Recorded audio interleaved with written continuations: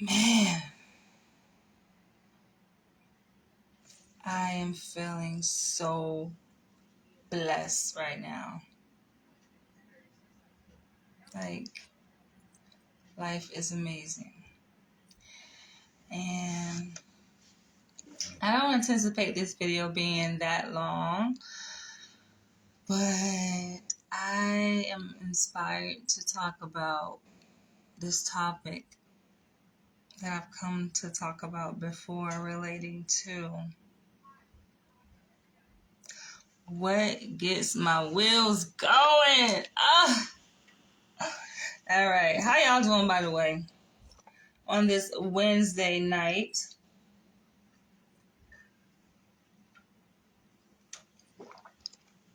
Toast to the gods and goddesses out there.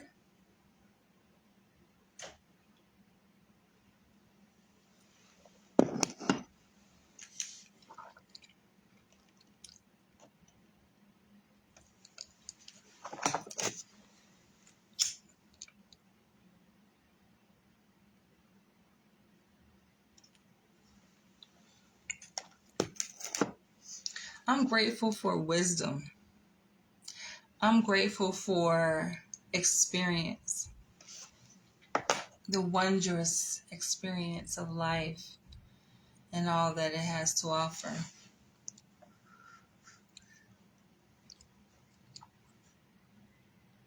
You know, what I find interesting is how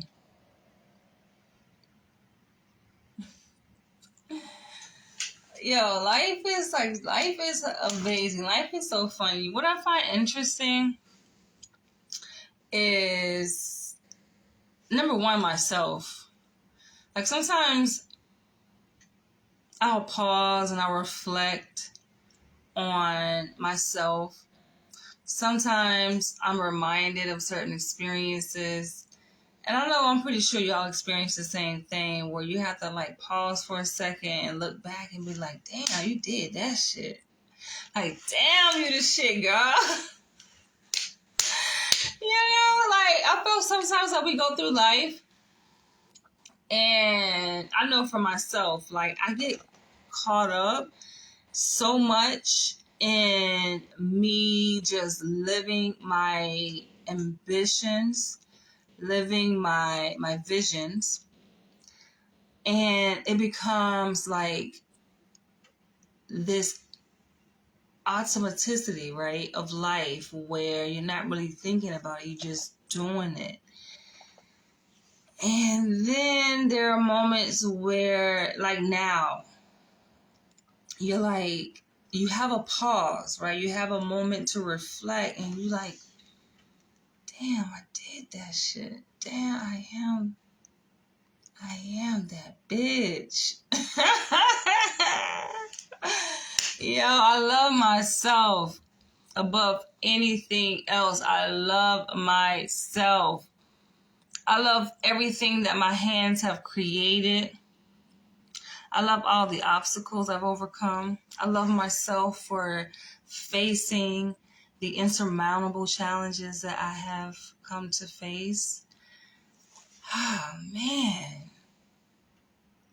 Like, I can be very humble at times. I think my personality naturally is introverted, is naturally humble, down to earth. But then there's a flip side too, where I step into my goddess energy. And this video, I'm going to talk about just the basics, just the basics. Things that turn me the fuck on, especially when it comes to intimate relationships, romantic relationships. And things that turn me off too, because I think that some people, they just are remiss and they don't get it. And I understand that there are fetishes, and people are like men, specifically beta men who get off on being humiliated. Like, they like being put down. I get it, right? And there are many gradients to being a submissive. And the thing about energy, which I understand naturally, wholeheartedly, is that energy doesn't care, right? Like, energy attracts a certain kind of energy, right? And whatever you put out into the universe, sometimes energy doesn't discriminate. I understand. So when I talk about certain things and when I present myself in a certain way here on this platform, and what you guys see externally, I understand, like, you see me, you feel my words, you feel my energy through this screen organically, and y'all resonate with that in a certain kind of way. But I keep telling y'all, like, nah, it's not flowing, right? I'm not interested. But I continue to attract y'all beta men. I'm like, what is it? Now, I do, of course, I attract all flavors of men, right? But I think that I am overwhelmingly exposed to and inundated with just beta men. And I'm just like, yuck. How disgusting. And some of y'all be pleading. So I came across this man on this dating site and we were chatting it up. He lives in New York, and I understand, like, I'm in a certain bracket, right? Tax bracket. I'm in a certain level in my life, right? That I have, climbed to up this ladder, and it surpasses a lot of people, right? A lot of potentials, so to speak. And I know people say, oh, well, there's a shortage of men. There's a shortage of black men specifically, right? So there's this narrative for black women like myself of caliber to lower our standard, so to speak. And I'm just like, listen, I'm a very dynamic person. And like I say, I come from a humble background and I'm very open-minded too, to the point where it's just like, yes, I could, right? Because for me, being the goddess that I am, I know how to alchemize anything, right? I can take the grittiest, right? The most rejected, the most undesired aspects of life, and I'll take that and turn into something good, right? Something beneficial for my good or the greater good of anyone for that matter. Like, I know how to transform anything to the better benefit of what I needed to do. And so, like, being that I am that person, it's just like I sometimes reflect to myself and wonder, like, damn, should I go there? Because if I do go there, I know my power, right? And I think my power is very attractive. I get it. Like, I attract, like, y'all don't understand. I attract, oh my gosh, countless numbers of men of all different varieties. I can tell y'all about experience I had, just yesterday. Damn, just yesterday, right? So I was taking care of some business, and after I took care of my business, I went to Lower Manhattan, one of my favorite neighborhoods, Chelsea. And I went to Chelsea Market. I grabbed me some pizza. One of my favorite Italian pizza places out there, right? And I grabbed me some white wine. And outside Chelsea Market, there is like an outdoor area where, you can sit down and enjoy your meal. And, they built that structure in the middle of the pandemic. A lot of restaurants still have the outdoor seating, right? And so it's a nice area. And I love going to Chelsea. It's just one of my favorite places. In fact, I think it is because it was one of the first neighborhoods I moved to. When I moved to New York, I lived in Chelsea neighborhood. And so it's just a place I come back to, right? And I'm there after I get my food. Like, I go outside to sit in the outdoor seating area. And I'm looking, before I grab a seat, like, I'm looking for a place to sit, right? And I'm pulled in the direction, right, of this place where a man was sitting there. It was a Caucasian man, right? I didn't think much of it. I'm like, I need a place to sit. I just want to eat and enjoy the slice of pepperoni pizza and my glass of white wine, Italian white wine, right? And so I asked him, I say, do you mind, right, if I sit down? He was like, oh, no, I don't. Of course he doesn't mind, right? Why turn down this beauty here, right? So he's like, no, I don't mind. He was like, I am with someone though. Like, I have like 2 other guys. Funny enough, like I pay close attention. I read between the lines, right? So he's like, I have 2 other guys. They're gonna come join me. But you can have a seat. And the seating style is like, it's a bench, right? It's like wooden benches. And it's a place that you sit under, right?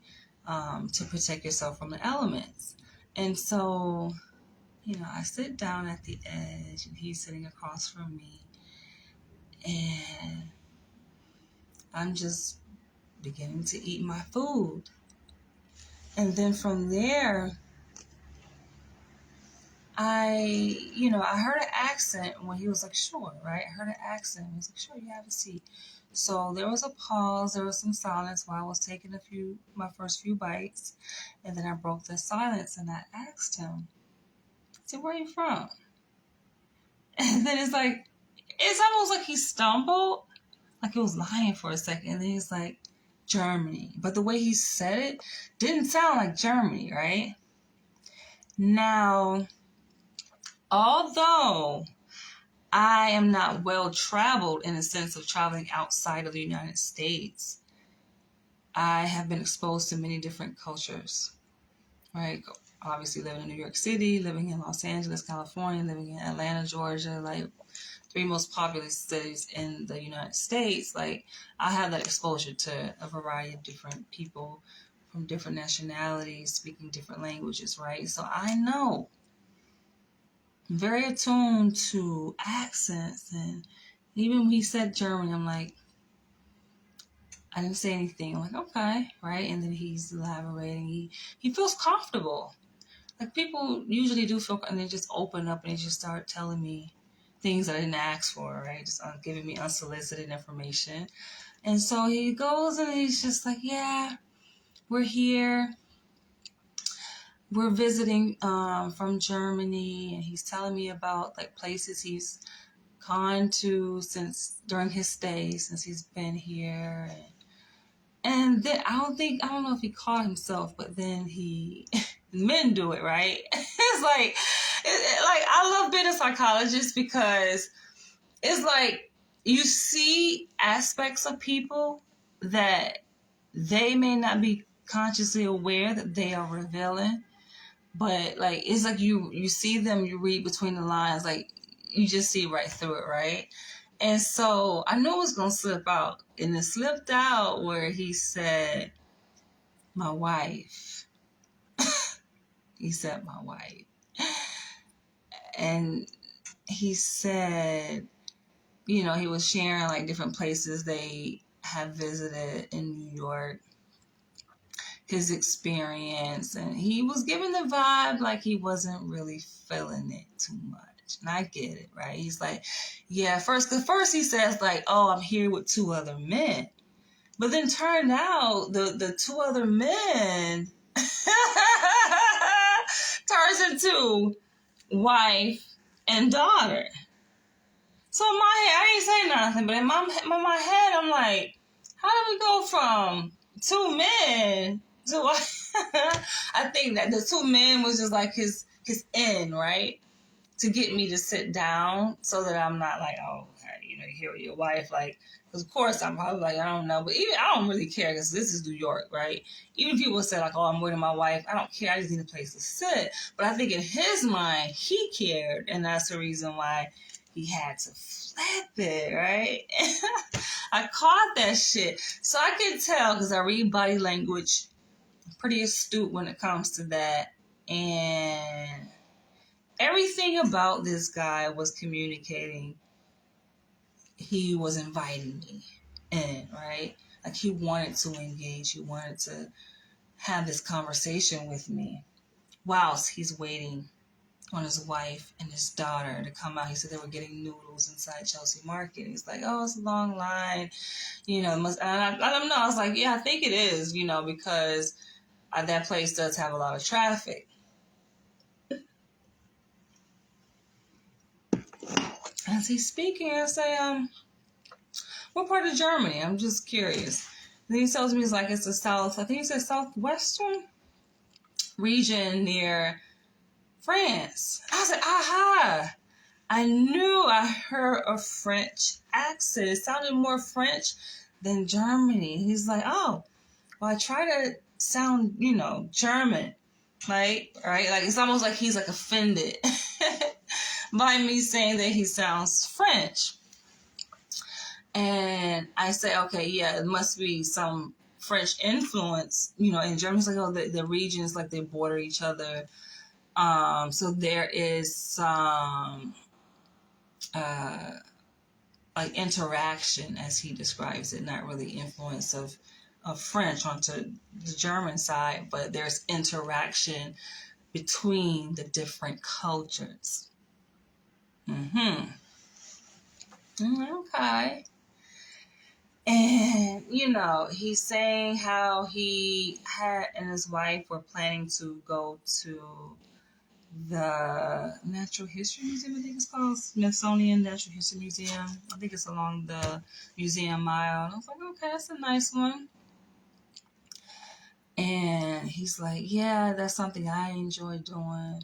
You know, my wife. And it's funny, like, to hear married men speak because they give it away, right? And it's almost like a sense of guilt being in a relationship and having to divulge that you're partnered, right? And having to bring that person into the room wherever you go, right? In conversation. I just think that's hilarious. I mean, I of course, I've been there. I know what it's like to be in a committed relationship with someone and having to maintain that sanctity that bond that you have, you know, irrespective of that person being physically present. I understand, right? So I'm just like, I guess he feels like the need to bring her, even though she's not there physically, right? Amongst me and him, like it's like he had to bring her in that space, right? And so like he's like, yeah, you know, I know she doesn't like it. She said she didn't really want to go, but I go places with her when she wants to shop. And so it's only right for her to come where I want. I'm like, I get it, right? And this is just like small talk, but in the midst of it, it's just like he's sharing parts of who he is. And, you know, me, of course, I'm just reading right through the surface stuff that he's discussing, right? And then, of course, I, make him feel comfortable, and I'm sharing aspects of me, let him know, I live in Upper East Side. I was just about to tell you guys the cross street, but I did tell him the cross street, right? Because I know that he's a tourist. So this motherfucker, he didn't even know where he's not coming over here, right? He ain't coming for me. And I shared with him the cross street, and he's just like, oh, right? So he know a little bit about it. And I was like, yeah, it's a nice neighborhood. And, I was letting him know that, I like to go to Central Park. And I'm telling him, it's one of my favorite spots. It's quiet. For the most part, like, it's a place to kind of wind down, right? We were talking about how, like, New York City is so busy. And he was giving the impression that he's ready just to go ahead and get on that flight and bounce on back to Germany, because New York is just this high-paced city. And I was like, yeah, that's exactly what it is. And this is the day of Halloween, right? This is yesterday. October 31st, and I'm like, yeah, they had a Halloween Day parade, and he's like, yeah, we're gonna go out there, and he's just looking like he exhausted, and I'm like, I get it. I remember, like, when you are kind of new to New York or visiting, yeah, that first day or the couple days, just being here compared to, like, a slower paced city, it can be a culture shock. And it pulls a lot from you, right? It's a level of adaptation that you go through in experience in New York City compared to where you're coming from. So I can see, like, the exhaustion on his face. But I'm looking at this man, right? And he's physically attractive. And so for me, like, I'm a very respectable person. And so given that he mentioned wife, right? I respect boundaries. I'm just like, okay, so I'm mindful of that, even though I can read from his body language, right? And from the things that he's saying, like, he wants me to stay. He didn't want me to get up, right? But I'm, like, being mindful. I'm eating my food. It's just one slice of pizza. I was, like, near finished. And I was like, all right, well, I'm wrapping things up. I'm like, all right, I hope you enjoy the rest of your trip. And he's looking at me, everything on his face, his eyes just communicate, like, wait, where are you going? And I kind of did it kind of abruptly too, but I'm just like, I'm not about to hang around, right? You say you're expecting someone. I didn't say this out loud, but I'm thinking it's like, you're expecting, right? Like, they're coming. And I have pretty good sensibilities to know, like, I felt like they were coming in a matter of minutes. I just felt that sense, right? And so I wrapped things up and I exited. And then he said a few more things because he was holding on to that connection. And he was saying things to kind of keep me there. Meanwhile, like, I felt like the conversation was over for myself. But then it made me think, seeing how he was holding on, I'm like, it made me think for a second. It made me think about a lot of things. It made me think about conversations I've had with you guys here on my platform related to cuckolding. And the thought crossed my mind, like, I can see that, and it's crazy, relationships can be a wonderful thing. It can be complicated, right? But I think there's some magic to it too.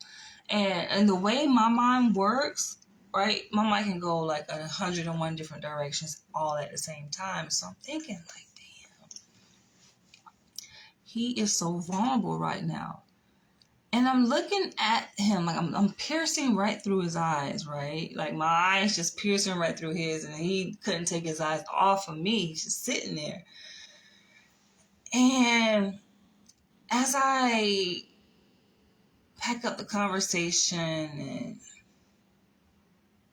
I grab my bag, and I'm exiting, and I'm letting him know, like, I'm about to head to the High Line, one of my favorite places, and he's just still, like, wanting to continue. I'm, like, standing up at this point. He's, sitting down waiting on his wife and his daughter, and I'm just like, I walk away and I'm thinking, like, life is fucking amazing. And it's like when you know the power that you have within you, you can do anything. And the thing is, I don't exercise that power necessarily all the time. I don't. I choose not to. I feel like in doing so, like, it could be abusive, I think, in some ways, right? Or taking advantage of. And it's just like he had that, like, he just had that look in his eyes, like he was dying to be taken advantage of, yo. He was dying to. And I'm just like, looking at these crystals here. Like, it's nice. But I'm like, he was dying to be. He just had that look, like, don't go. Where are you going? And mind you, this is a very brief conversation. Think about the amount of time it takes to eat a slice of pizza. For me, not that long. Not really. I mean, I do take my time to chew and everything, but it wasn't no more than, I would say, 7-8 minutes that I was sitting there. And I already had this guy, like, in my grasp. I know that to be true, without a doubt. And my mind went in the direction as I was walking. Mind you, like, as I was walking away, right? My mind went in the direction, like, if I wanted to. If I wanted to. The opportunity was there. And then, yeah, my mind just went down this whole rabbit hole, right? And I'm thinking, like, all the different possibilities, as you guys probably thinking too, that could have unfolded. But this is how it happens. This is how it happens. And it kind of made me reflect on various conversations I've had with you guys here.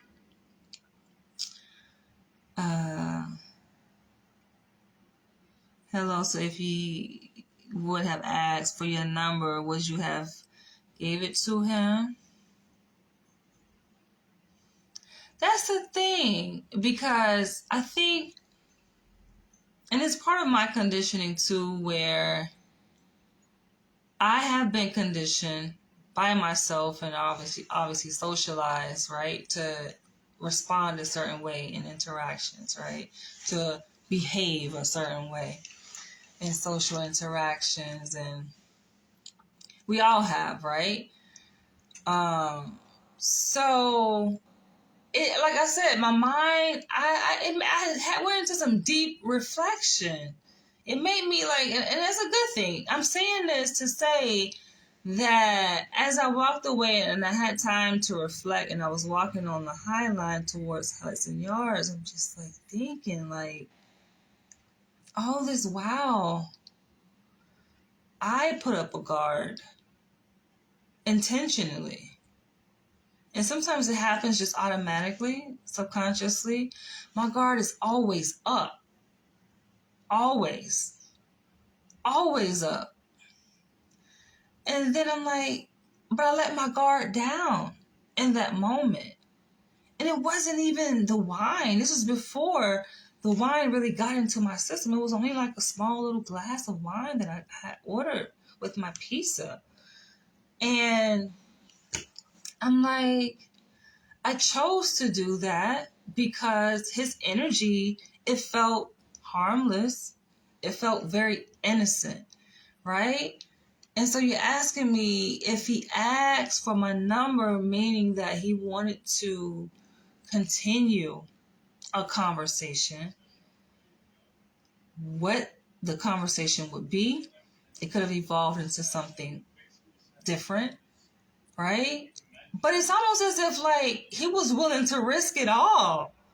And I set that boundary respectfully as a woman because he said he was with his wife and daughter. I'm like, and even though they could have, came to the table and, I'm pretty sure she probably would have greeted me because he seemed like an alpha male. And with alpha men, it's just like they are head of their household, right? So kind of like whatever they say goes, right? she would have come to the table with a daughter, and he probably would have just introduced me. It's like, hi, this is this and that, and it would have been that. But I'm like, honestly, I guess because I wasn't expecting anything from that encounter more than just me sitting there. And there are times where I let my guard down, and I guess I felt safe to do so in that moment. It's rare though. Like I said, for the most part, my guard is up. I don't fuck with people like that. And it's not that my guard is up. That's my personality. Like, if one had to put a label on it, like, I'm kind of antisocial. I don't really fuck with people like that. I don't. You guys may be surprised because I am a vlogger, but I just don't. I don't take interest in people like that. Unless, right, it serves a purpose that's beneficial, right, to me or in line with my purpose. Then that's a different story. But yeah, it did make me wonder. Now, in terms of taking his numbers, like, okay, to do what? For what? Right? And it's just me and who I am. I don't take men's number. Right? So if you're asking, okay, would he have asked for my number? I give my number out, but very cautiously and kind of tentatively, I would say, now for a white man, he was physically attractive. And I love his confidence. Like, he made eye contact. And I can tell, I read energy. He was genuinely interested in me. It's always like, he did not want me to leave. Like, it's like, give me a look like, where are you going? And he was, I'm telling him, enjoy the rest of your trip. But he wasn't ending the conversation. Like, for him, the conversation, he was continuing the conversation, and he wanted to end it on his own terms. I thought that was interesting. But yet, I know I always hold the power in any interaction. And so I know what I could have made of that situation. And from my videos that I make relating to cuckolding, alternative sexual lifestyles, interracial relationships, BDSM, submission, dominance, right? It attracts a variety of people. And, you guys always, come and ask. A lot of submissive beta men, want to submit. And, of course, my mind goes in many different directions in the sense that, I could go there. But at the same time, it's like, what do I gain, right? And then you guys will come and try to pitch it a certain way as if, like, this is what you can gain, right? I'm like, it's for me because I'm an intellectual. It's all about the mind play for me. I do this. I do this for a living. I do it naturally. I do it in my sleep. And so I fuck with people's mind. I will get all up in your head. And you like, what the hell? You like, what in the entire... Like, that's what I do. And so to the point where, it gets deep. It gets dark. And you just like... I've seen it. I've seen it. Like, and in so many different areas, so many different domains of my life. And people feel so subjugated and powerless. And I'm just like, I did that? So if you think the man was happily married, do you think he would have talked to you for so long? My mind wasn't really going there. That's not what I was thinking about. I'm not interested in married men, to be honest. I never have been.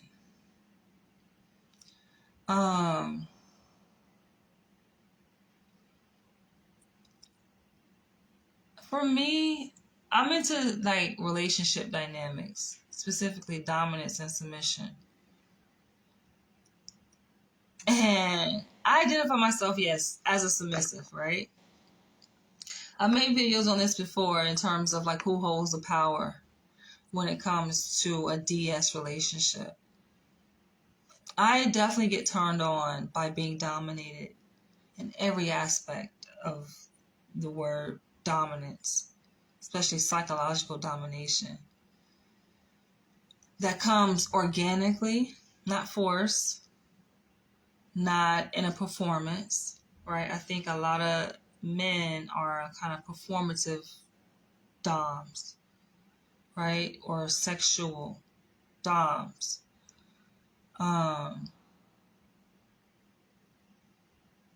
The thing about dominance and submission, though, like if even like I say a woman, it could be a man too that identifies himself like as a submissive.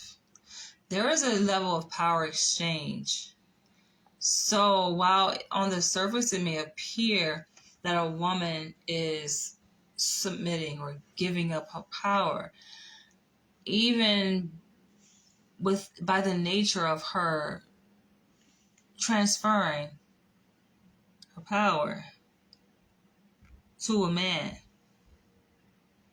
Think about that.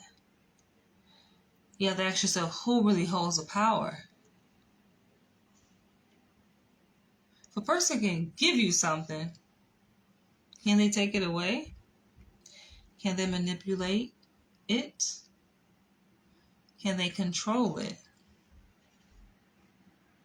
Control the how, when, and how much?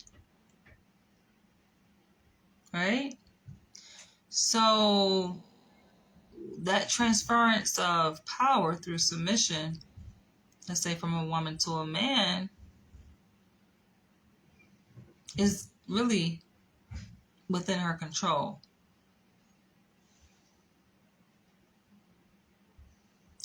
I'm giving y'all way too much. Yeah, I'm giving y'all way too much.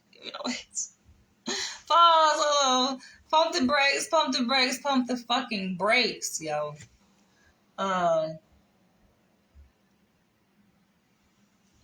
I do. That's one thing I can say that I believe I am a master at.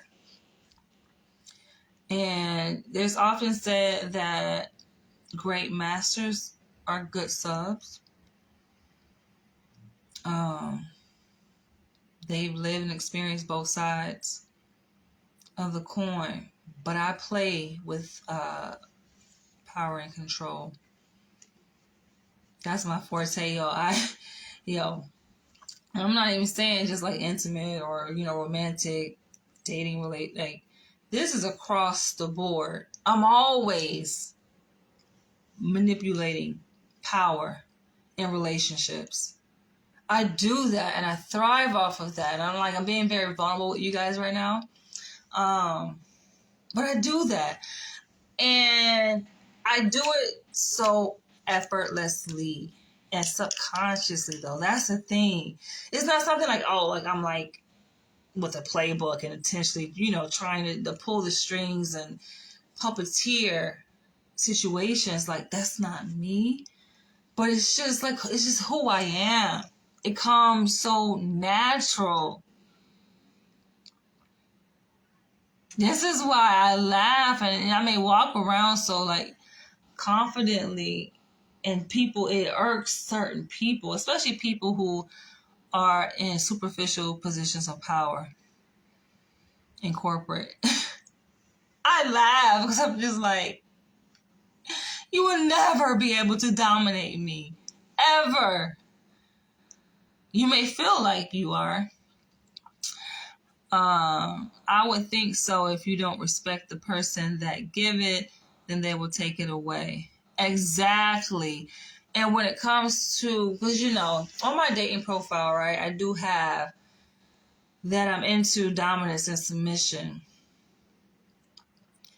And of course it attracts guys. It's like, oh, you a submissive? They go straight there. Like, oh, you a submissive?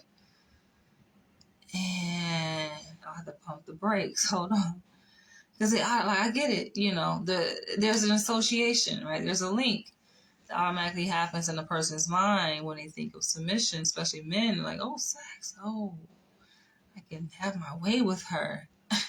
Absolutely no, right? I said in my previous video, come 2024, January, it will be 3 years abstinence. I'm a master at this shit, y'all. I'm a master at my own behavior. I am well disciplined. It can be scary to some people how much control and discipline I have, yo. Over myself. That's where it first starts. If you're going to master yourself, how you going to master somebody else? Right? And I'm a sexual being. I love sex. I absolutely love sex, right? So much to the point where I can master it, and I can master self-control. And so, yeah, they come with the wrong assumption, not knowing, because then when they come that way, of course, boom, my guard goes up. So then they get upset, right? And then they start to become offensive. Oh, well, you ain't no sub. Like, that manipulation doesn't work. You can't manipulate a master manipulator. I see right through. You can't do it, right? And this is why I have issues a lot of times, in positions where people think they have a certain degree of power over me. For example, in corporate, right? America is like,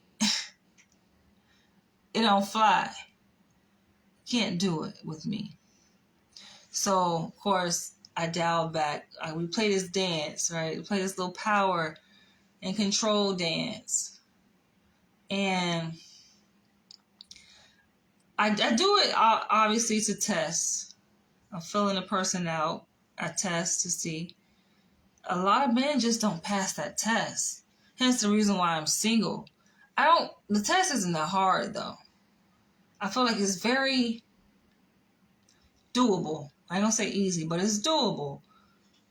Some have passed it, and those are people that I've dated extensively for an extended period of time. But a lot of guys, I think they're so anxious, they're impatient, they're impulsive, and they aren't really masterminds.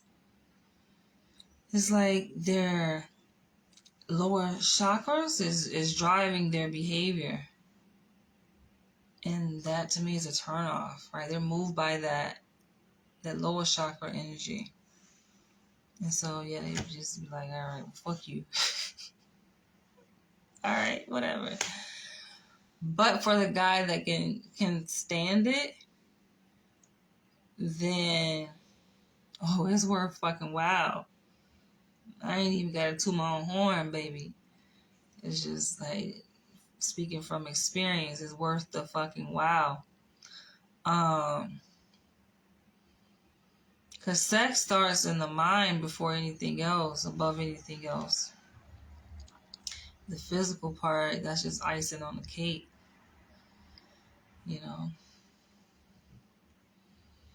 That should get deep, though. And I love to see that power exchange. I love to give up power and just to see, like, men, black men.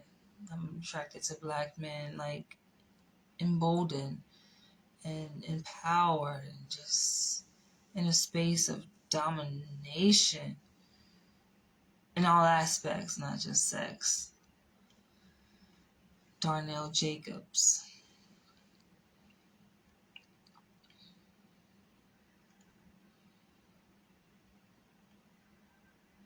You know the power you hold. Abso-fucking-lutely. I do. And I'm careful with that. I can go into some detail. I can definitely go there. I've seen it. And a lot of women know it too. A lot of women know that there are some powerful ass. I know the power. And it's dangerous, yo. It's dangerous, and that's why I'm careful, because I definitely don't want to be abusive of this power that I hold. And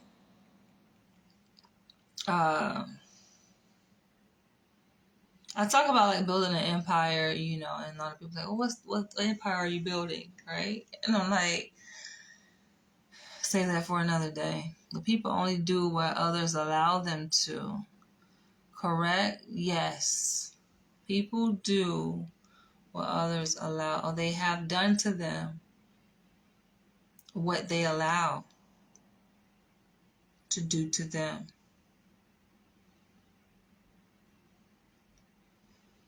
You can only give a person the power that you want to give them. And it can be tricky. It can be tricky. Yeah, it can be tricky. And it can be confusing too, because it's like, for a person that gets that power and they don't know what the fuck to do with it, it can become abusive. And for the abuser who don't know what to do with that much power, I get it, right? They get confused, like, what the hell, right? They get angry, they get frustrated. They don't know what the fuck. I've been there in a relationship. That was my very last relationship. She got turned up, and I watched it get to that point, and I own my role in allowing it to get to that point, right? Being the daring and adventurous person that I am, I own my role in that. I think it's difficult for a lot of so-called DV, right, victims to admit. And then there's a narrative when it comes to therapy and support services for survivors of domestic violence, and like, oh, it's never the victim's fault, and it's always but it's like, it's an interplay, it's a dance. It is. It's a back and forth. It's like what you feed, what you get. You can feed a certain level of energy. You can do things to anticipate certain behaviors in your counterpart. I know I did. And I'm woman enough and mature enough and honest enough to admit, and this is not the first time that I talked about this, that I definitely behaved in certain ways, consciously knowing, right? And when you talk about like me holding the power, it's like I put him up on game. Like I told him about BDSM. He was just a natural Jamaican, dominant Jamaican man. That just came natural for him.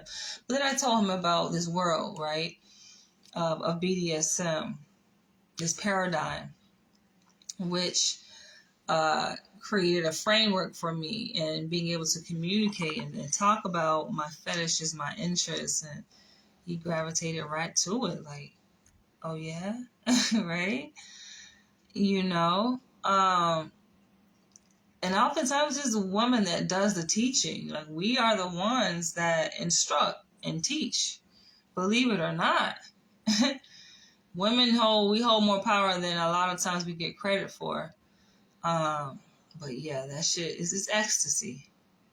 And when I say nothing turns me on more than being dominated by a true dominant, and creating a space where you can fully express yourself and test the limits and go there, right? In this trusted, safe relationship, in this trusted, safe space. It's a wonderful thing. It's a wonderful thing. But yeah, I feel like this is a thing when it comes to like your question earlier about, if you wanted my number, and, you're saying that, if he was happily married, would he, I think it can be both. It can be either or too, right? Like a person can be happily married, a man, let's say, specifically, can be happily married, but still want to explore. A person can be unhappily married and want to explore, right? So it can be either or, it can be both. We are very dynamic creatures, Who's to say his wife will not be opposed to it, right? Who's to say? She may be down for this shit, where she's the one being cuckolded, right? And seeing her husband have sex with, and engage in, a whole separate relationship with the woman. But for me, like, sex definitely ain't enough. Like, for me, I'm definitely not after sex. I'm not in it for sex. For me, it's all about that mind fuck. That's enough for me. We ain't even got to take off no clothes. Like, no clothes were removed in that exchange. But for me, it's all in the mind and knowing what I could do if I wanted to go there. Hell, I had enough endorphins and dopamine released in my brain throughout my body just from that, just in the knowing. Like, walking, like I say, when I walked away from that exchange, okay, I felt better than what I did when I first sat down. Yeah. Not to toot my own horn, but I'm telling you, and I have a lot of experiences like that. And living where I live amongst people who are well off financially. And I'm just reading people. I constantly read. I'm just like,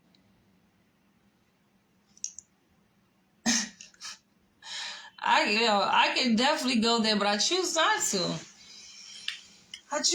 to. But hell, like they say, we stepping into a new year. Hell, who knows what's in store? Who the fuck knows? Who the hell knows? And, I feel like a lot of things have happened this year in my life, my personal life. Transitions specifically happen that obviously can be a catalyst for you to step out, and sometimes it thrusts you out, right, into that space where you need to be. Well, many powerful men have been brought down by women and their power. Brought down? I mean, that's a figure of speech. I don't think nothing really can bring us down. I think experiences can teach us and bring certain aspects out of us and be transformative. But is it bringing a person down? No. Because that's when you have to know your power within. Do you want to be brought down? Thinking about the language that you choose, the choice of words. It's almost like people have a yearning to be taken advantage of. Because if not, you'll be more careful with your words. A woman bring a man down. Can a woman bring a man down? Can anybody bring you down for that matter? Do you want to be victimized? So why use such choice of words? I say that because if you knew your power, then you knew that words are powerful. And your words are a reflection of your thoughts, right? Your mind, your energy. Things that you have control over, right? You have control over your thoughts. Your thoughts produce words that then produce your reality. You create your own reality. You project out into the universe what is in your mind. So ask yourself, what reality do you want? And sometimes we get caught up in a crisis. That crisis can become depressing, right? Or can cause anxiety within us. And it's been said over and over, it's like cliche, like, you are the one getting in your own way. But break down, what does that really mean? We oftentimes like to attribute our stagnation, our failures to external things outside of us. But is it really you? Perhaps it's you and the way you think about things, the way you perceive life. I'm speaking to the choir. Because like I said, as I got up from that experience, I'm like, damn, I chose to ask him, is it okay if I sat there? Now that in of itself is nothing out of the ordinary. But through that process of me sitting there, I initiated that interaction, that encounter. Like I engaged him in conversation. He was willing though. Of course I read his energy. He definitely was willing and ready. Now, I could have just been my typical self and closed off. Just sitting there and using that space. Not that he owned the fucking bench. Right? Not that I had to ask anything. Just me being courteous. No reason to be mean to him. Right? He's just looking very innocent, sitting there. He ain't bother nobody. But it goes to show, like, we are the master of our own universe. We create our own experiences. And we dictate. And that has been evident in my life. It's a pattern that it keeps repeating itself. It's a lesson that keeps revealing itself to me. That no matter what, I am the author of my own life. I dictate what I choose, what I want. And through that, and I mean, it's worked for me up until now, clearly. Like, I am where I am because I have this mindset. But at times, though, and I get what is kind of encoded in my DNA, and a lot of our DNA, especially as descendants of enslaved Africans, we have been conditioned. And we have inherited this conditioning through our genetic makeup. And it can be activated, you know, and some people know how to activate that, and, you know, how they treat you, how they interact with you, and, you know, that trauma within us that has been inherited, intergenerational trauma, responds to certain cues, certain triggers, and then it's like a enactment all over again of slavery, of subjugation, of being some kind of being submitting to whatever is trying to dictate the course of our lives. But it doesn't have to go that way. It's just a matter of you saying, no, I'm not going to do that. No, I disagree with that. I deserve better. I don't need this fucking job. Who's bold enough to say that? Not too many people. Because they're so accustomed, but I thank heavens, I thank my ancestors, I thank myself. I thank myself repeatedly, like, damn, you ain't lost it. Like, I pride myself in just being who I am because I know I haven't lost myself. Despite different environments I put myself into and sometimes subject myself to, right? As a means to an end to achieve a specific goal in that point in time, right? But it's just like, I am still me, thankfully. All right, I hold to myself. And I have to give myself a pat on the back, like, you ain't lost it. And that's why you saw at the beginning of this video, like, I'm just congratulating myself, feeling grateful for the steps that I've taken recently, you know, and continually setting proper boundaries in all relationships, personal and professional. You have to. And then you reward it. Sometimes we're afraid, like, oh shit, I maybe shouldn't do that, right? Maybe I should set this boundary. We're so hesitant, like, fuck that. I'm in such a place in my life, and I've been here before, so this definitely isn't foreign to me. I've been here before where I said this in a recent video. The best place to be in oftentimes is the fuck it phase. Like, don't give a damn. That's the best place to be in. You don't care about people's perspectives, perception. You don't care about repercussions. Like, it's like you have to break away. When you're able to break away from a certain because we're all programmable, unfortunately, as human beings. That's why a lot of y'all be stuck in a fucking dead-end job or dead-end relationships, just unhappy. You can see the depression is caking up throughout your bones and your blood and your DNA. It's just building up. And you're like, how do I get out of this? And for some of y'all that believe in Jesus, you're praying every day. Like, that doesn't work. At some point, you have to take action and know, like, it's me. I can change this shit around. And I've always held on to that. It's part of who I am. I'm just so grateful. And it's never left me. Even though I may pretend to acquiesce to certain situations, like I said, as a means to an end. But I'm unapologetically Danielle, yo. And it just ain't gonna fly. It is not going to fly. For you on that, who knows? Who don't want an attractive woman sitting next to them?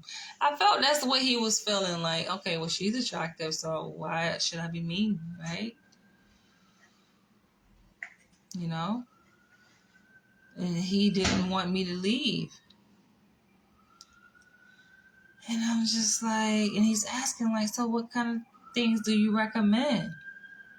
And of course, basic, right? That's the go-to essential part. Can't go wrong there. I mean, if you like nature. But then, like I said, I walked away like, damn, the things I could have recommended. And I knew he would be ready and willing. Be ready and willing. But I'm just like, I'm not that kind of person. But, it made me think about women or people, let's say, that are, and they live by their own terms. And life is defined by their own terms, irrespective of perceptions of other people, the judgment, right? The internal judgment. It's not so much people, it's our own internal judgment, right? Even if outside perspectives and voices didn't exist, we've internalized it, right? And then that becomes a guiding force. But yeah, like I definitely know my power, and I say all this to say that I've encountered. I mean, it's no surprise living in New York City and the places I live, but even just being online on a dating app, like I've attracted all flavors and the things, as I can say, the things I could have. Some of which I've done. Some of which, yes, your girl has taken advantage. But there are times like I'm in a space now where, like I said, I'm being kind of on a hiatus, and it feels good. It feels freeing. It's just, being by myself where I feel most comfortable. But then it's just like, okay, sometimes it's time to let the beast out. It's time to go there. And I'm feeling like that now. And then you guys can think in your mind what that means for you. When I say that, unleash the beast. It can mean a number of things, but it's definitely within my experience. I'm well-versed.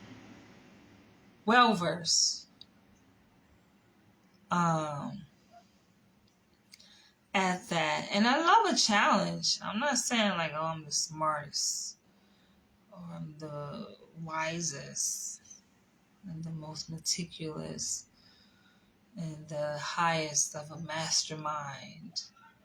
Although I do pride myself on being pretty intelligent. But I like a challenge. I like when I meet my match. It reminds me of my sister, my oldest. I'm the youngest in my family. My older sister, she always, you gonna meet your match. And she would say it as if like, as a warning, like, you gonna meet your.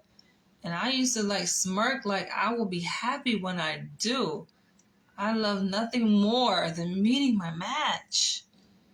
Which is why I'm single, because I haven't really met my match lately, though. I've met my match a few times, right? But a lot of these men, they can't keep up.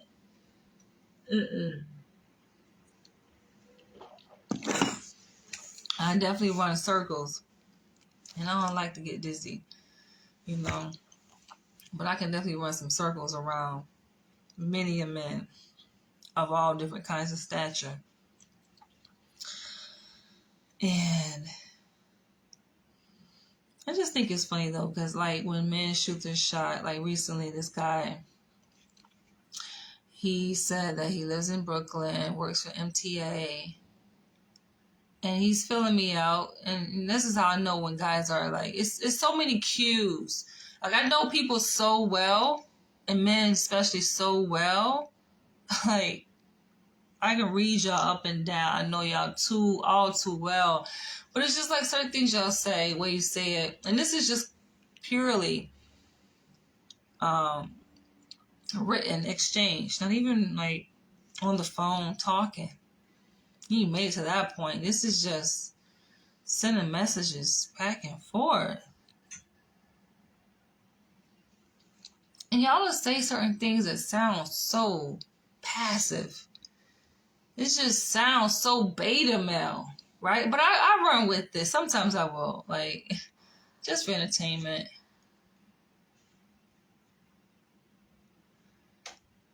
You know. I just wish that y'all had more courage within yourself. But unfortunately, I get it. It's the conditioning. A lot of men, and I talk about this, have been effeminized or emasculated. They got y'all scared. They got y'all scared in y'all fucking knees, man. To just be a man.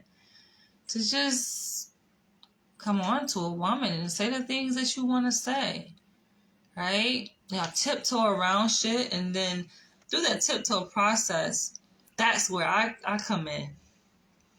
Because I see that you tiptoeing. Moving cautiously. I'm like, how old are we? But you're moving cautiously.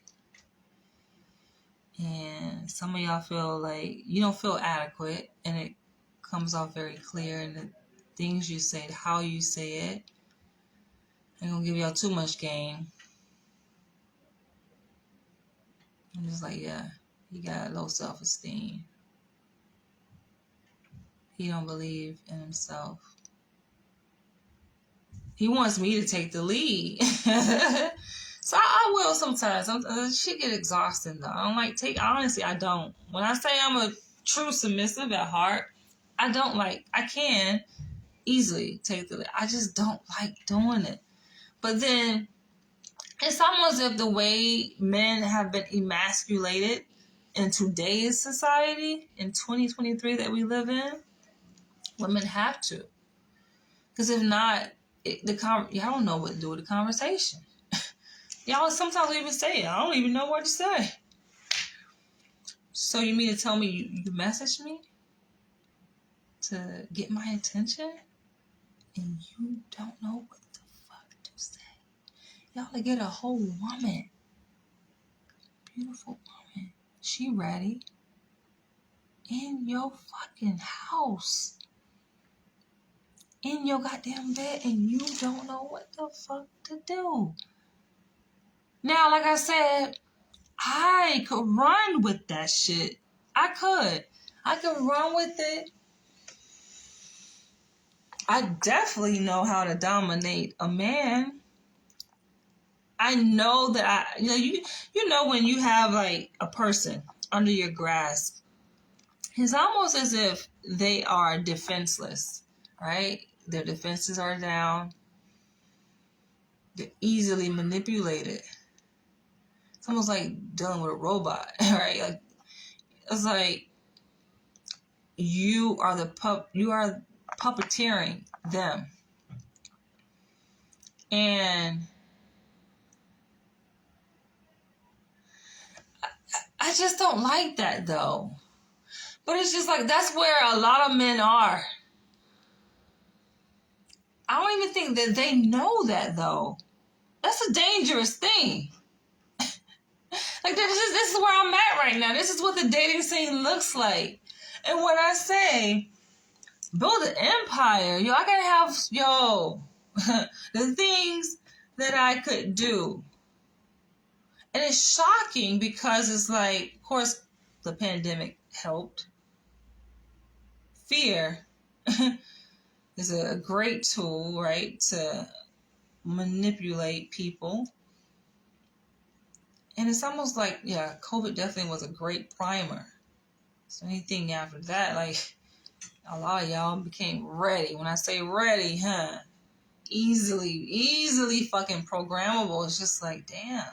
Even the most unsuspecting of men, New York City, of all, men, the least you suspect. Like, goddamn. If it ain't fucking New York, they're not here, like, what hope is there?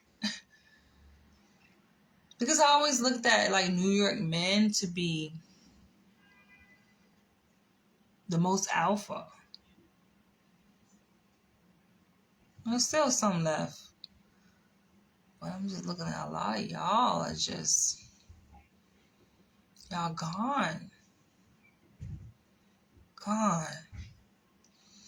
And it kind of ties into like videos I made recently that some of y'all are interested in about, men being cuckold. A lot of y'all just really want to be fucked, and yes, I get it.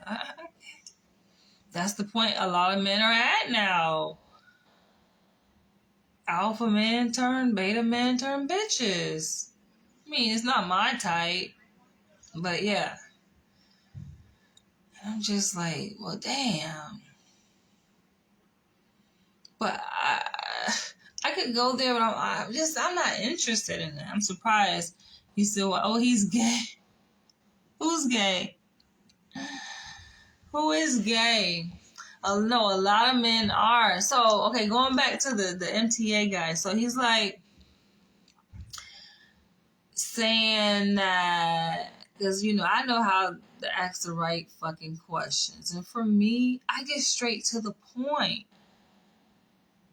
It could be intimidating. I don't try to be intimidating, but I'm just like, he's like, oh, you're judgmental. He took offense because I'm just straight to the point. So I'm asking, I'm very direct. Listen, I'm 40 years. I ain't got time to play games with y'all motherfuckers. I never had to. I don't care what age I am. I never had time to fucking play games. Like, what the hell? We grown.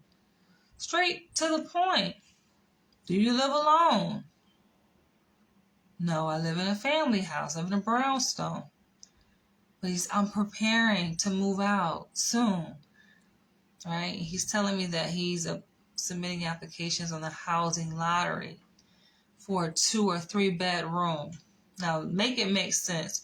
For a 2 or 3 bedroom apartment in New York, like, do you know how much a 2-3 bedroom apartment in New York City costs? Really irrespective of the borough, because all this shit is expensive. Whether you're in Brooklyn, Manhattan, Queens, even the Bronx, okay? 2-3 bedroom.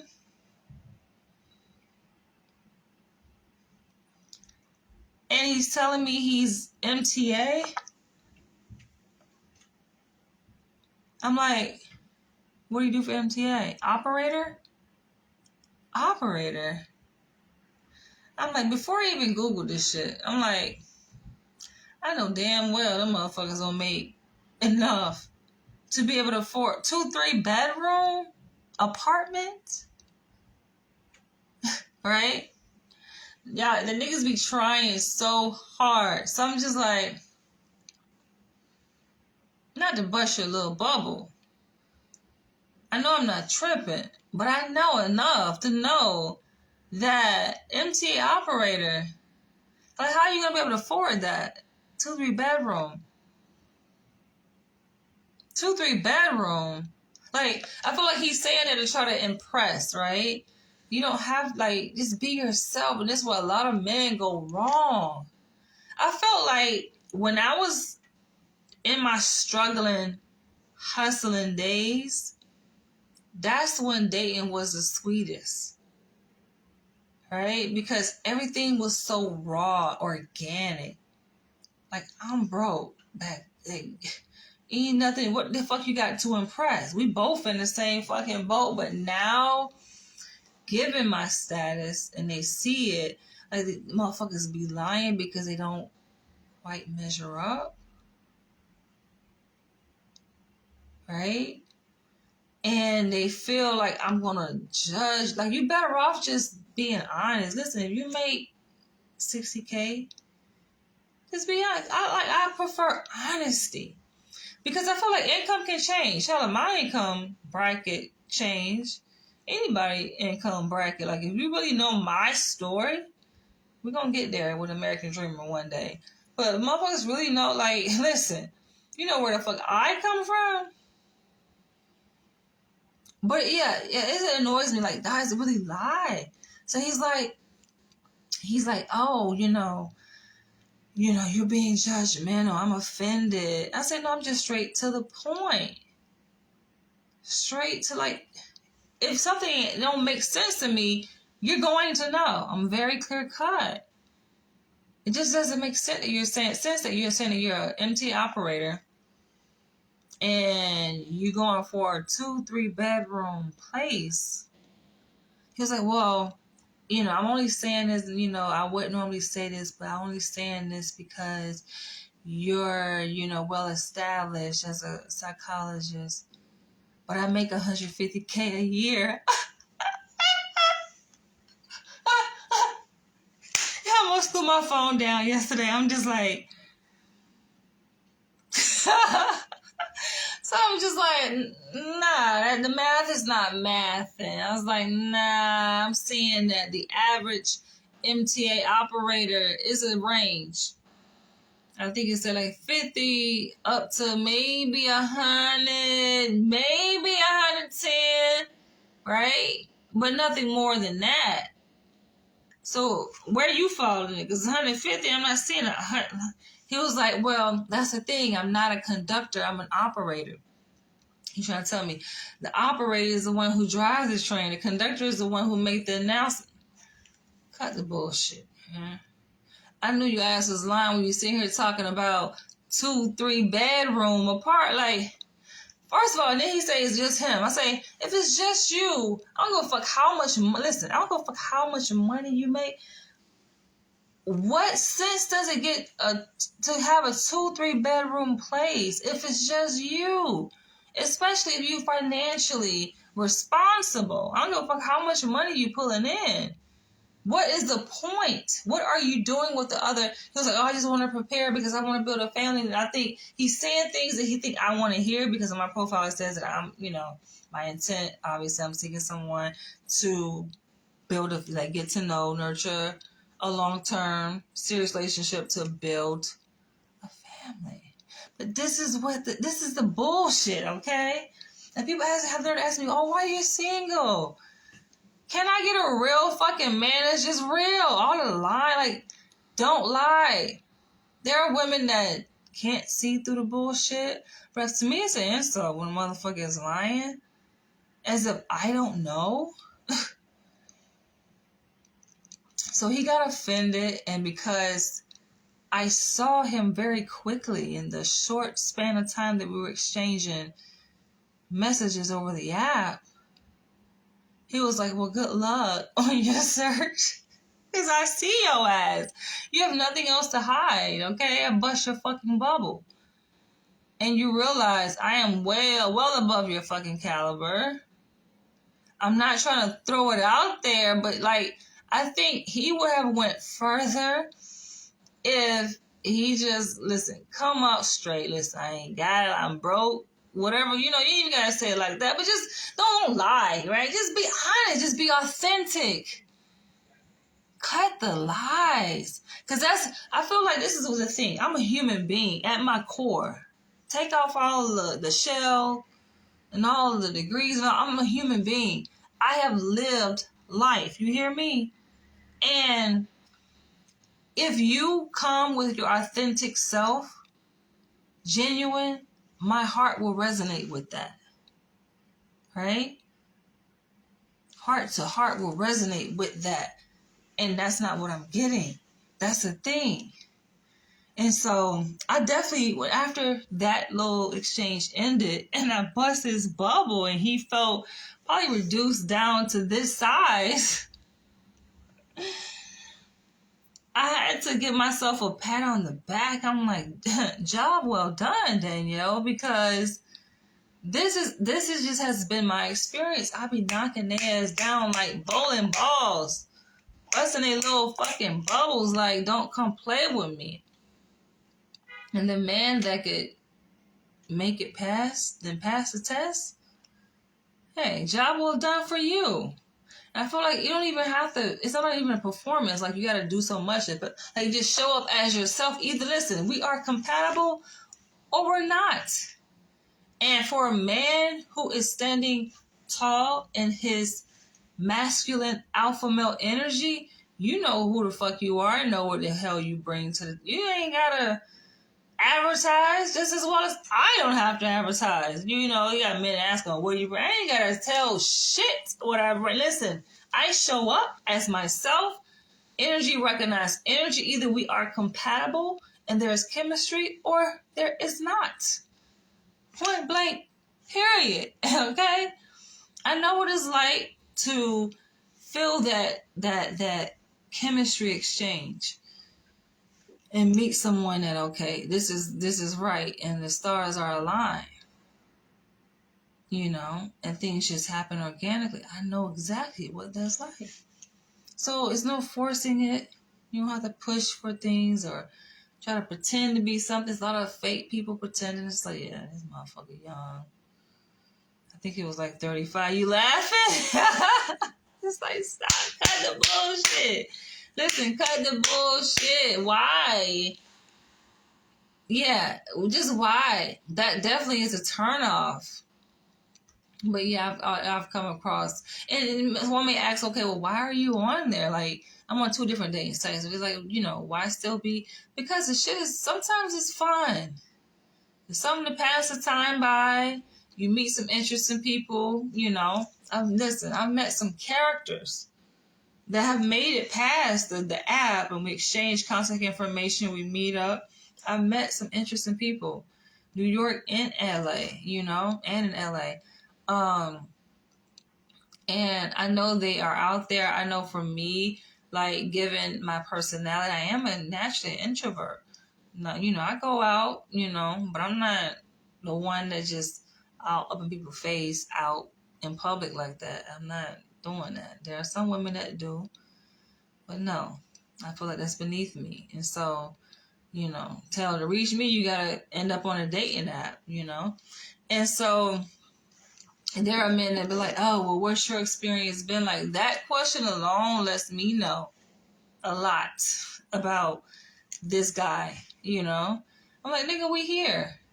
Fuck what the experience has been like. Do you really want to start a new experience reflecting on all the shitty, like, it makes no sense, but they're not forward-thinking people. So it lets me know, yeah, turn off. Like, he already out the running, starting out with the wrong. But I just feel like people they're not really intelligent. A lot of people I come across, they're not really intelligent. They don't think things through, right? So they say the wrong things. And they're just probably being themselves and really want to know. Maybe, really a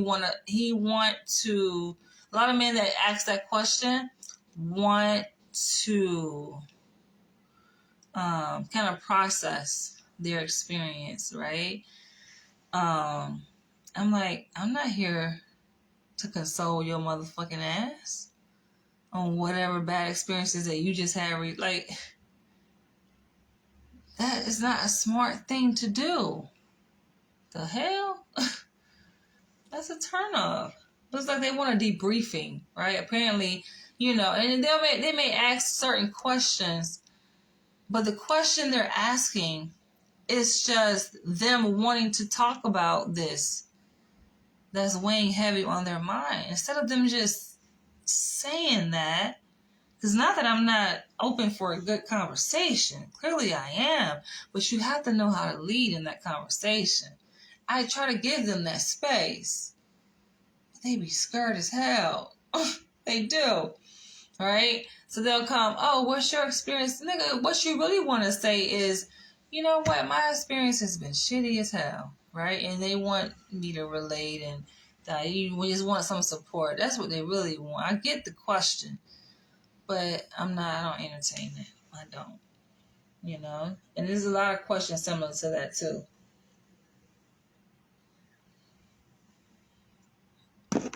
I don't like rhetorical or like mechanical small talk questions. How was your day? How was your weekend? And it'll be like, let's say Tuesday. A motherfucker be like, how was your weekend?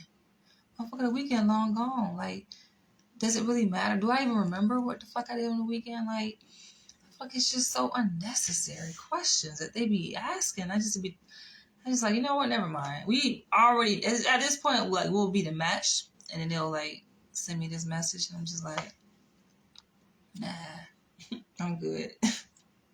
And this is like, here I am. Because I can't. I don't know. So, that's just what it's going to be. I like bold men. I like men that skip the small talk. Like I said, it's a personality thing. Yeah, that small, nah. I don't do the small talk. The men that have won me over, they not with the small talk either. And it's not to say, oh, well, let's just talk about whatever in my mind. Okay, I want to fuck. You want to fuck? Now, who knows? Who knows? It depends. It depends on my mood. Not to say I will say, yeah, I want to fuck. But in terms of making conversation and building upon that statement, in terms of a conversation, I don't know. Like I said, I read energy. I know fake from phony, from people putting on the facade and just people doing small talk. Like, why the small talk? And then one guy was like, I just want to break the ice. So he's like starting the conversation with, share an emoji that describes your, I don't know, personality or whatever the fuck, right? And I said, that's what dating has been reduced to? Now we communicating in fucking smiley faces and emote. Like, I can't. It's just beneath me. I'm not even being cocky. I like conversation, real substance-based conversation. How is that wrong? The motherfuckers are talking about emojis. He was like, oh, well, I figured, it's an icebreaker. I don't need an icebreaker. Okay. Where are y'all coming from? I'm like, I'm 40. Okay. I'm born in 1983. When were you born? These be like the same age men. Sometimes I may have a couple years on them. I'm just like, come on, we grew up in the same fucking decade. And you talking about icebreaker, like some corny ass icebreaker shit? And then I'm like, this is New York.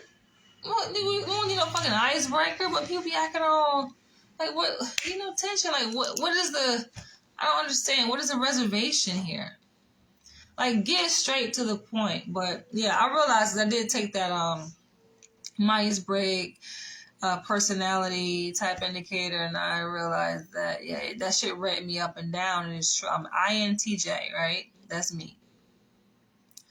Rational thinking person. And it did say, as it relates to relationships, like, I fucking abhor small talk.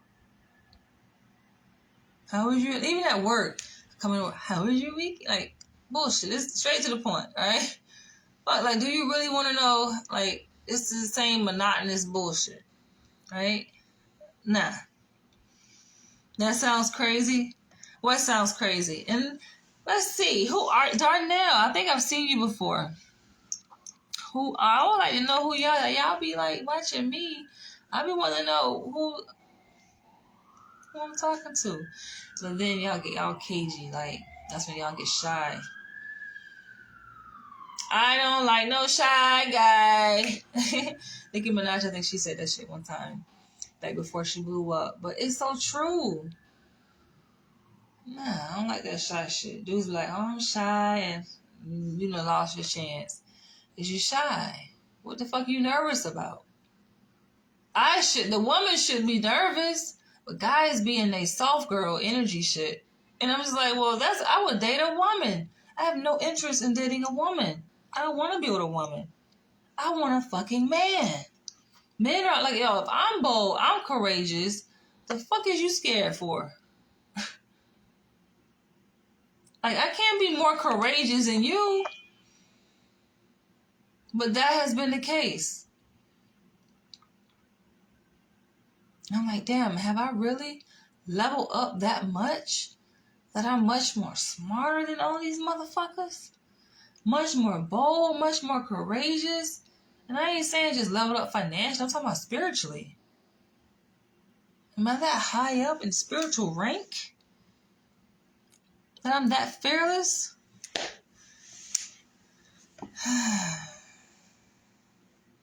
So I guess that means that I'm going to have to recruit a lot of beta bitch ass motherfucking men and have some fun. Might as well. Imagine that. Hell nah. You talking about, I know listen. With my mastermind, imagine that. Imagine fucking that.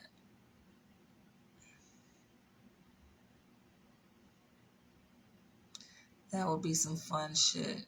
I could do it, but it's just like, when I say, like, when I make videos and you guys kind of pose these ideas, right?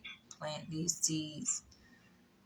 And I say, like, what do I gain? Like, seriously, what is there other than, okay, empowerment? But I don't need relationships to be empowered. Like, I'm empowered just being by myself, right? Like, that is already within me, naturally. Happiness, joy, feeling empowered. Apart from relationships, I am that. So I'm like, what do I gain?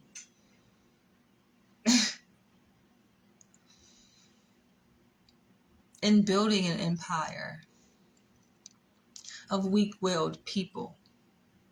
Because that's what you are, just weak-willed. You're already primed to be conditioned and manipulated and controlled and dominated. I know the inner workings. And I'm just like, do I like this? That shit, I've seen it. It's dangerous.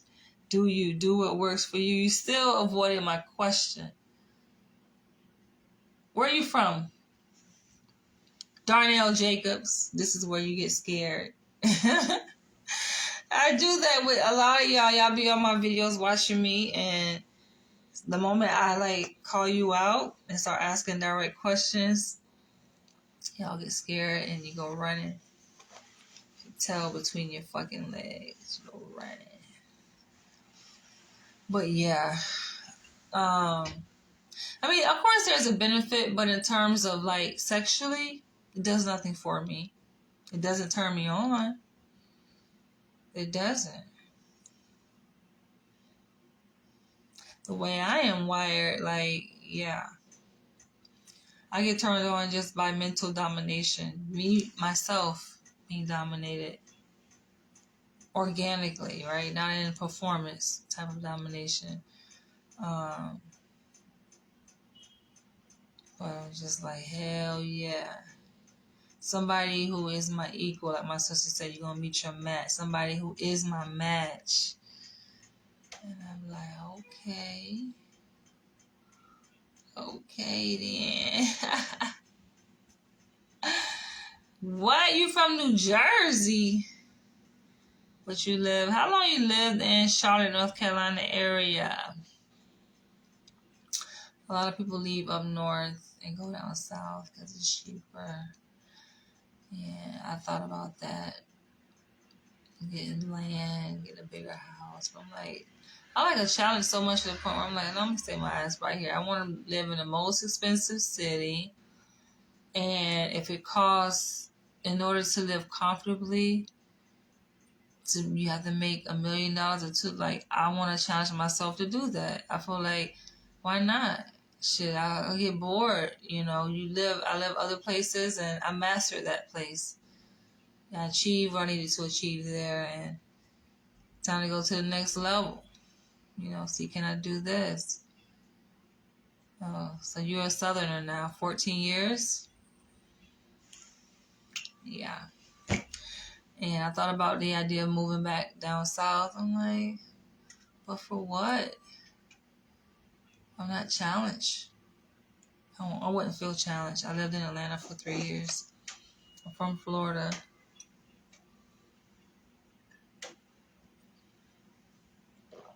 But yeah. Thanks for tuning in. Just some ramblings here. You can have the tri-state. Great to visit El Paso and the living there. As it relates to what quality of life. Yeah, that's the funny thing about it, because like me being from the South, like I know what quality in terms of living space and situation. And it's funny, when I was looking for a place here in New York when I moved back from LA. Of course, I got my standards. I'm like, it gotta be clean, but that should be a given, right? That's like, you shouldn't have to say, oh, it gotta be clean. Free from road, like that shit, that's a fucking given. It's like, if you gotta say that, then you're like, what the hell is the standard there? But it's like a standard. People have accepted a quality of life that is substandard here in New York.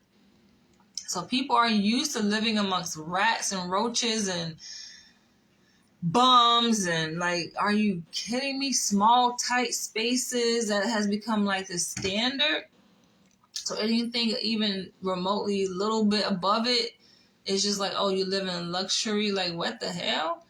It's like their luxury here is regular in Florida, right? Like, I've lived like 10 minutes away from Jack's Beach, right? Off Atlantic Boulevard in a nice condo. And to me, that's regular. You know what I'm saying? But here is like luxury. The comparison is like way off. It's like, what the fuck? Like, I grew up in a house. My dad, we had a front yard, side yard, two sides of the house, like side yard, backyard. You know, it's like, I know what it's like to have that. And then here it's just like, you gotta be in the millions just to have something that's basic in the South. To have AC, right? You're lucky to have fucking AC. Like, that's a given in places down there, right? That's a standard to have an AC, and it's stupid. You see what I'm saying? Oh yeah, that sounds like New York City, but it's just like, I just love New York. I feel like New York, I mean, obviously go without saying, New York definitely builds character, and it's something that I feel I need to grow and to challenge myself. Yeah. I feel like I outgrew Atlanta at the time when I was there. And like, I haven't been back really since. I mean, I did go back. because I went back to get my stuff out of storage when I moved to New York City. But that was like, what, 2014, 2015. I don't think I've been back since. I'm sure it has changed, but from what I hear, it's just pretty much the same. You know, it's a black mecca, a lot of, you know, gay people. Nothing against gay people, but it's like, what is that doing for me? You know, I'm not attracted to gay men, so what is that doing for me? But yeah, I just feel like I read the vibe of a place, and I like that. Not just New York, but LA too, got that edge to it. And it's like life is forever changing. It's here, and it's changing you. I like that. I need that to happen. I don't like to be in a place that becomes mundane and I feel complacent and I feel stagnant in my growth. I also like, it's like a certain vibration. Obviously, being in like the capital, the financial capital here in New York is the financial, not of just the U.S., but the world. It's here in New York.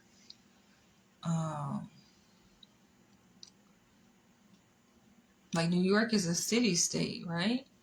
You know, there's like 3 city-states. New York, D.C., I think the Vatican. For those who are on that higher consciousness shit. And L.A. got its own little vibe. The Hollywood entertainment industry. You know. I just like to be in powerful places. If it ain't powerful, it ain't it for me. So, yeah, I like to be in a place where people rule the world. You know, I just like to be around leaders. I am a leader. I like to be around change makers and people just who hold power. Point blank, period. I gotta wrap this up. Thank you for the conversation. Thank you for tuning in. I lived in the tri-state for over years. I'm good.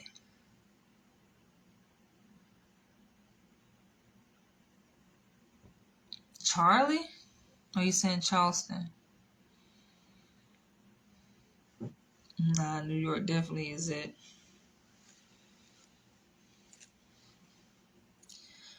On another level. But yeah, I'm about to wrap this up. I made my point pretty clear here in this video. And there was some person that I did make a video.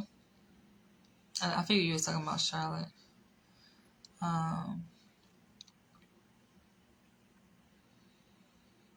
The trans woman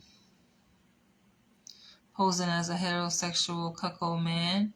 I made a video about that, and this person like followed up and wanted to me to, which I did ask for, but I'm like, damn, I ain't know you're gonna write a fucking dissertation. Damn. And you know, for me, I'm very thorough and detailed, right? In my that's just how I am. Sometimes I'm over incorporative of information, so I really like to take my time and read every single line and detail, right, and break it down and analyze it. And that obviously is exhausting given the length of your email if you're watching this. So I'm gonna hold off on my video response. But yeah, that person sent like a lot in response to the video that I made. So, and I'm gonna come back and do a response, but it's gonna take time. I'm loving the space that I'm in though. And keep watching, y'all. I'm telling y'all, keep watching. It's gonna listen. The person you see here, I'm always gonna be me at my core, right? But you know, I like for people who have, you know, who know me, number one, in real life, and they see me and they come along with the journey. People that discover me online. How did you first discover my page, or when did you discover my page?